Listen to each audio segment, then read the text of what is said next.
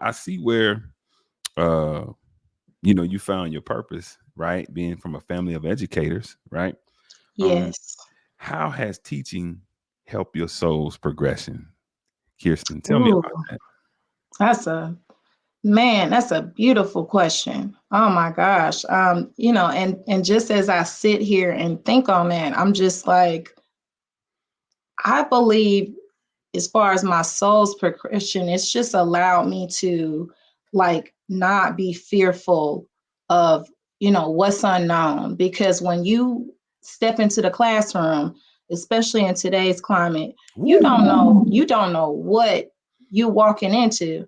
And it's really a metaphor for life because you could apply this to just about any situation, but you don't know what. I don't fear the unknown. I don't fear, what is not expected. And that's a beautiful lesson in itself because when you become fearless in a sense, you know, anything that might be considered adversarial or might be considered, a challenge, is just not as challenging as it might seem. And that's what we try to teach our kids in the classroom. Yeah, this concept might be challenging, it might be hard, but you are harder and you have the power that you need to get through your situation.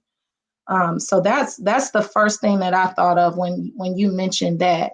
Um, I love waking up every day and teaching and working with my kids and not knowing what's going to be said, not knowing what they're going to learn or get out of my lesson. We all have to have lesson plans and planning and whatnot. But when you sit in that classroom and something is sparked that you didn't even plan on, it's beautiful. It's beautiful to watch. And I have the little ones. I'm with the little kiddos. So I'm grateful to be learning and experiencing new things with them. that is wonderful. That's one. So as they learn and grow, you get to learn and grow as well. Their Oh, for growth, sure. look, Every day. yeah, their growth is almost as they learn and grow, that helps your soul glow. that helps For you. sure. That helps you out. And No, it's just not the same teaching anymore. Like it's not like when we were kids and we used to just like crack open the dictionary and have to memorize different words and definitions. Like mhm. these kids are doing everything. Now, majority of kindergartners are reading at the end of the school year, and that's something that was unheard of when I was in school. So, the expectation, unfortunately, is becoming more challenging. Mhm. And we, as educators and our students, are trying our best to meet those challenges. And every day is not a success, like I said before. But, even my kids hustle and drive. I mean, it motivates me. Sometimes I come in there and I'm like, man, this is a lot today, like, and they're like greeting me with hugs and, just they're already on task and ready to go. And that drives me. So, I work with an amazing group of kids. If I could shout them out really quick, I really do enjoy the kids that I work with. And you teach kindergarten, right? Yes, I have kindergartners now. I've taught first grade before, and like I said, I've worked in preschools and I've taught preschool. I've taught prep kindergarten, but yeah, I've always stayed with the lower grades. I did a rotation of well, you have to when you student teach when you're going through school, you have to do rotations of the other grades so you get a feel for what they are. And when I went through that middle school, That yeah, I yeah, was like, you need the patience of Job. I don't know if I have it. yeah. It's But it's some people say that about kindergarten. They're like, I don't know, you need a lot of patience. So it's just what you called to do.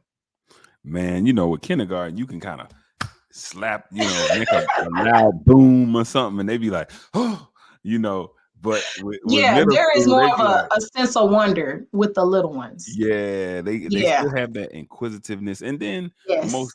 most children, unless they have it rough, and some of them do, we see behavioral problems, right? I've Oh, yeah. seen that with my every year with my kids. It seems to always be a kid in there, or some children in there who Yes. might have a serious uh, behavioral problem. A learning disorder is one thing, but a behavioral problem is something Yes. totally different. We are seeing a huge spike in behavioral issues since COVID, Mm. because there was a period of time where kids were kind of learning at home, and it's just a different dynamic. And then when everybody went back to the school full time, we saw a spike in autism and behavioral issues and things like that. Not to scare anyone that's going into teaching or considering it, but everything is inclusion now. It's not about like STED or like retrack, as we said back in the day, or special education. It is all about being able to handle what you have in the classroom with every issue that you might be dealing with there.